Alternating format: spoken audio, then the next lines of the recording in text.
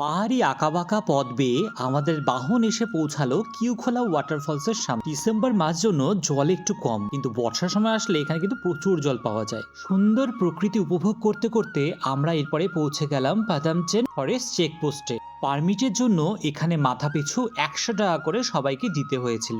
ফুলের সৌন্দর্যে পাহাড়ের সৌন্দর্য আরও যেন বেড়ে যায়। ওপর থেকে সারিবদ্ধ নিচে পাহাড়গুলো দেখতে একদম অপূর্ব লাগছিল। আমাদের বাহন এরপরে ধীরে ধীরে পৌঁছে গেল জুলুকের কাছে।